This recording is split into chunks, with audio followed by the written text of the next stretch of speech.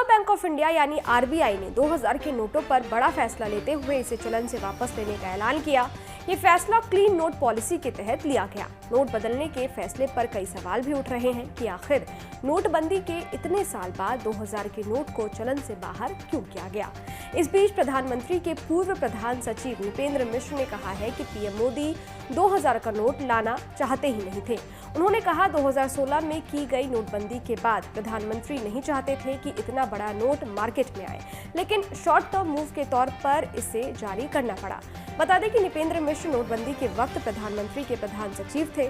उन्होंने कहा पीएम मोदी का मानना था कि 2000 का नोट रोज के लेन देन के लिए सही नहीं है। इसके अलावा ये काले धन और चोरी को बढ़ावा देगा। वो हमेशा यही चाहते थे कि कम कीमत के नोट बाजार में हो, जिससे लोगों को सुविधा हो। आरबीआई ने पहले ही 2000 के नोटों की छपाई कम कर दी थी। इसके बाद 2000 के नोट लोगों के पास कम ही रह गए थे। एटीएम से भी 2000 के नोट नहीं निकल रहे थे। इन नोटों का पहले सर्कुलेशन कम किया गया और अब 30 सितंबर 2023 से इन्हें पूरी तरह बंद करने का फैसला लिया गया है।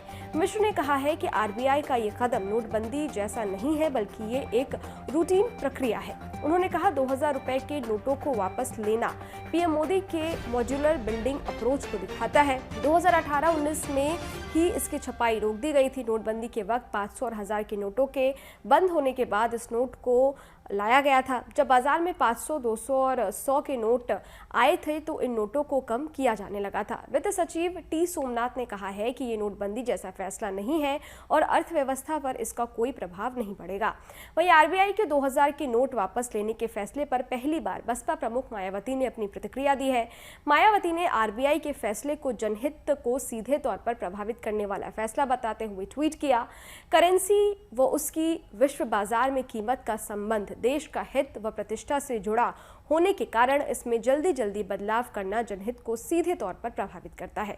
ये मायावती के ट्वीट है, इसलिए ऐसा करने से पहले इसके प्रभाव व परिणाम पर समुचित अध्ययन जरूरी है। सरकार इस पर जरूर ध्यान दे।